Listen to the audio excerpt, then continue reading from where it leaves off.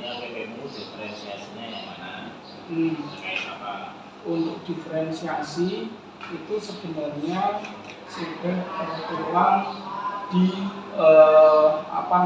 di RPP-nya itu sendiri, karena RPP yang saya pakai ini adalah RPP dengan kurikulum Merdeka yang notabene sudah terintegrasi pembelajaran berdiferensiasi. Nah, terus untuk diferensiasinya sendiri itu kan antara lain ada diferensiasi proses, konten, dan produk. Nah, salah satunya diferensiasi tersebut itu tertuang dalam tujuan pembelajaran saya, Pak Kamal. Ini salah satu contohnya untuk peserta didik mampu mengenal beragam alat musik tradisional Indonesia melalui kegiatan membaca, memperhatikan, mengamati, dan menganalisa bahan ajar cetak online, gambar, video pembelajaran dari YouTube, PowerPoint, dan sebagainya. Nah, untuk kontennya sendiri, proses dan konten. Untuk produknya sendiri, peserta didik mampu menunjukkan dan mempresentasikan kepekaan terhadap unsur-unsur bunyi musik dan konteks sederhana dari sajian musik seperti nada, tempo, teknik bermain alat musik, dan lain sebagainya yang dimainkan secara individu maupun ensemble musik bersama-sama. Itu nanti produknya, Pak. Terus budaya positifnya gimana? Nah, untuk budaya positifnya sendiri sebenarnya itu masuk juga dalam pemahaman bermaknanya, ya, dalam pembelajaran unit 2 dengan judul alat musik tradisional ini tentunya itu mendapatkan apresiasi, ya, apresiasi dari siswa terhadap alat musik tradisional. Di pembelajaran nanti itu yang dievaluasi apa yang kamu mau kembangkan terkait pembelajaranmu. Yang saya kembangkan salah satunya yang pertama tetap pengenalan, ya Pak Nur, ya, pengenalan untuk peserta didik sendiri terhadap ragam alat musik tradisional dan memainkan alat musik sederhana nantinya. Selain itu, tentunya untuk saya dapat memberikan atau dapat menemukan kompetensi lain pada peserta didik yang biasanya mungkin sampai saat ini peserta didik itu belum kelihatan untuk potensi-potensi yang dia mau menggali potensi. Betul, ya. Terkait tadi diferensiasi anak kemampuan tadi ya, dan nanti dulu.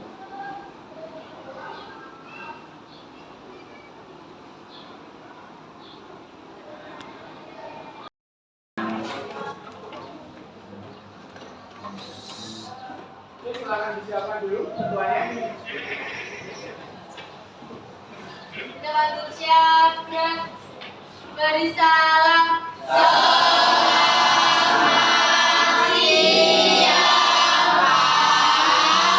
Selamat siang, assalamualaikum warahmatullahi wabarakatuh. Dan Waalaikumsalam warahmatullahi wabarakatuh. semangat, pagi. Bagaimana kabarnya hari ini? Baik, Kak. Sudah di penghujung pembelajaran ya. Sudah hampir di jam ke-10. Ya, ini jam ke-9 sudah setengah. Masih semangat? Biasanya kalau di penghujung itu tenaganya sudah habis. Tapi karena kita mau belajar musik lagi, nah jadi kita harus semangat. Jangan sampai loyo. Ini ada berangkat berapa orang? Berangkat semua ya. Nah, sebelum kita praktek ke alat musik yang sudah kalian pegang masing-masing, Pak Yudi mau menjelaskan sedikit terkait alat musik tradisional. Nah, tidak hanya sebuah lagu, alat musik pun ada yang namanya alat musik tradisional, tidak hanya lagu daerah, ya. Tapi alat musik pun ada alat musik tertentu yang berasal dari daerah tertentu yang dimana di daerah-daerah lain itu tidak memiliki alat musik tertentu. Nah, beruntungnya kita itu terlahir di negara Indonesia. Ya, tentunya kita pahami bahwa di negara kita itu banyak sekali ragam alat musik daerahnya. Ada sasando, ada seruling. Seruling pun bentuknya itu macam-macam. Dari seruling bambu itu ada yang bentuknya besar, ada yang kecil, tinggal menyesuaikan nada atau suaranya. Ada lagi alat musik tiup yang memang berasal tidak hanya dari bambu, ada yang berasal dari anduk kerbau misalnya, itu yang bisa dikembangkan untuk akhirnya bisa dipakai untuk alat musik daerah. Ya. Setelah itu, selain alat musik daerah, kita juga wajib untuk mengetahui lagu daerah. Minimal lagu-lagu yang berasal dari mana? Dari daerah kita sendiri. Dari Semarang. Ada yang tahu lagu khasnya Semarang? Salah satunya. Dulu Pacul. Yo. Kok suara jamu?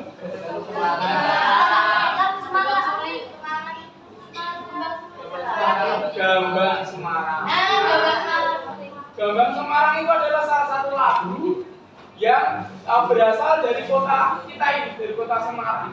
Biasanya kalau kalian yang pernah pergi ke stasiun naik kereta api, ya, stasiun naik kereta api, itu biasanya di belnya, di jam-jam keberangkatan kereta biasanya itu dilantunkan. Pam pam pam pam pam. Nah, lagu Gambang Semarang. Itu ke depan yang akan kita pelajari sebelum materi yang kemarin. Nah, itu sedikit pengantar untuk lagu daerah dan alat musik tradisional. Yang kita akan mainkan dan kita praktekkan saat ini adalah alat musik sederhana, ya, dalam bentuk ensemble musik. Dalam bentuk ensemble musik di sini kalian sudah membawa alat musiknya masing-masing. Ada gitar dan ada pianika. Pianikanya pun di sini kita bagi menjadi dua, yaitu pianika 1 untuk melodi, pianika 2 untuk pengiring, dan gitar untuk pengiring. Ya, partiturnnya sudah disiapkan? Pemanasan dulu, ya. Coba dari pianika 1 siap. Pianika 1 siap. Pianika 2 siap. Pianika 2 sudah pegang di kunci F-nya masing-masing.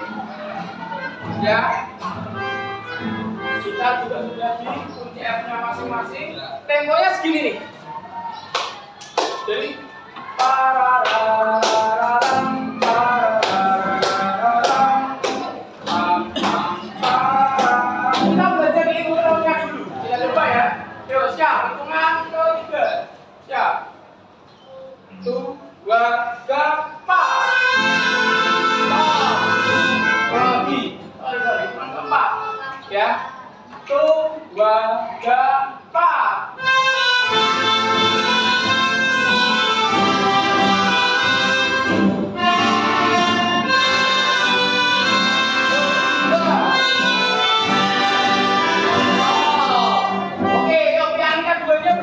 Pianika 2-nya, ayo siap-siap.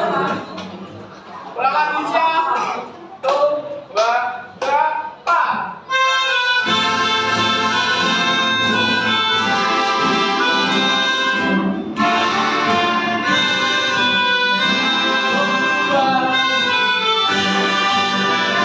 Oke, stop. Kita coba sekali lagi lanjut sampai song, ya. Kita coba lanjut sampai song. Oke. Ya, sampai song. Ya. 1, 2, 3, pas.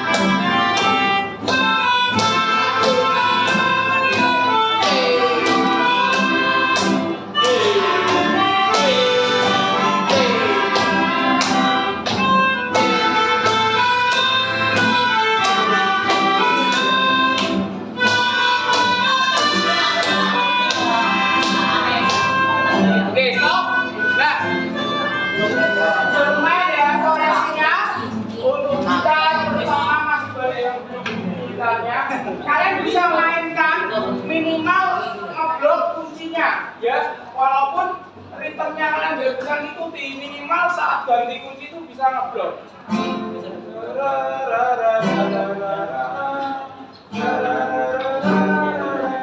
Seperti tidak masalah guys. Yang benar seperti ini. Tapi kalau enggaknya ada minimal ngeblok satu gendernya kunci.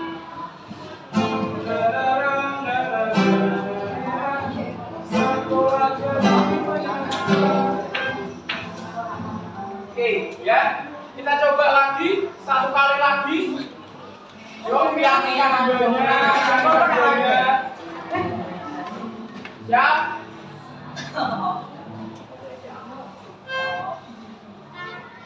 Ayo, siap? Tuh, tiga, empat.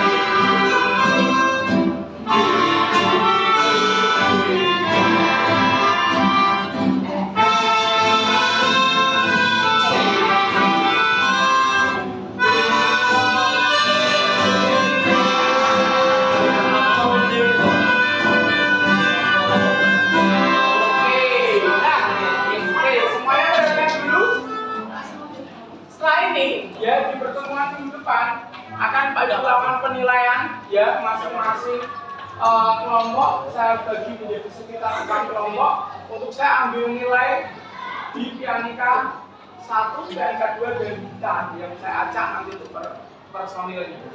Silakan dipersiapkan dengan benar-benar ya untuk pianika 1, pianika 2 dan gitarnya.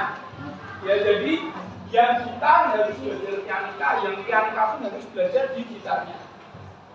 Sampai di sini ada yang mau ditanyakan dulu? Mana ya? Nah, kalau seperti itu, tolong dipelajari lagi di rumah, ya, diperdalam lagi ilmunya. Kalau bisa itu kalian latihannya bareng-bareng gantian, nanti yang siapa pegang pianika 1, pianika 2, siapa yang gitar nanti gantian, sehingga nanti bisa semua dalam setiap instrumen nanti bisa.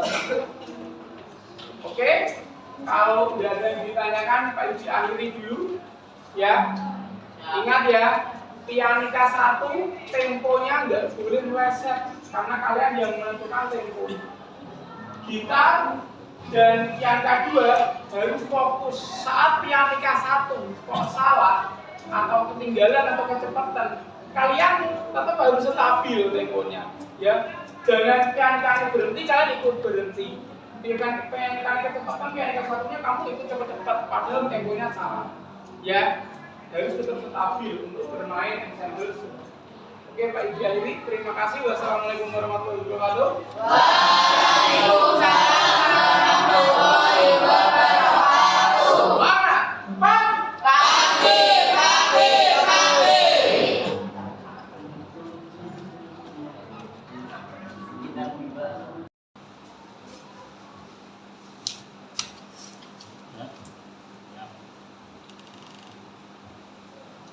Dari hasil pembelajaran yang berdiferensiasi kemarin Mas, coba apa yang sudah dicapai dan apa yang belum dicapai dari tujuan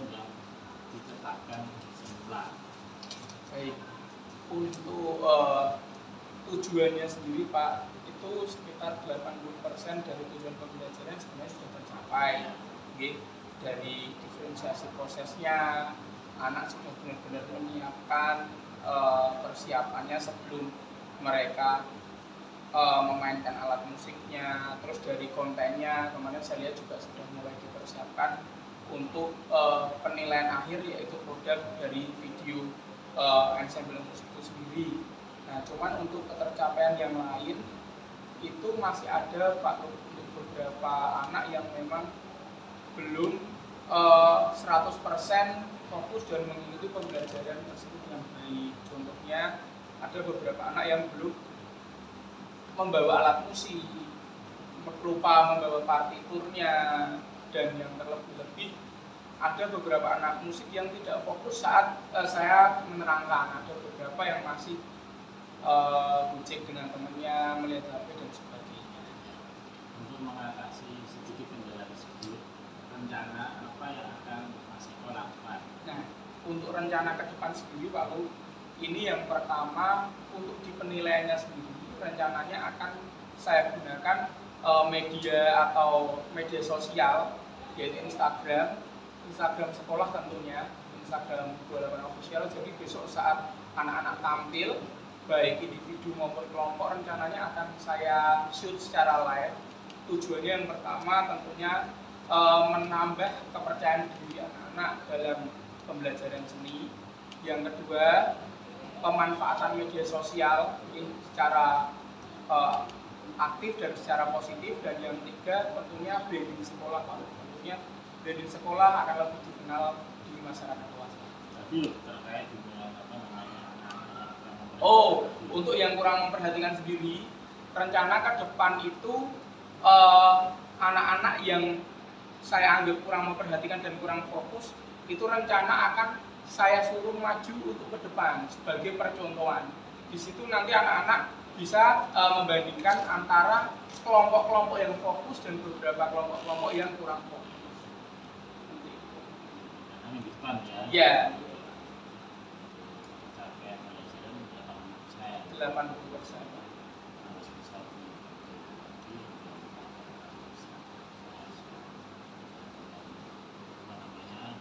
diferensiasi konten, proses dan produk. Nah, tidak tiap kali pertemuan seperti itu, tapi bisa dilihat situasi dan materinya yang memungkinkan pembelajaran. Itu Mas Eko. Dan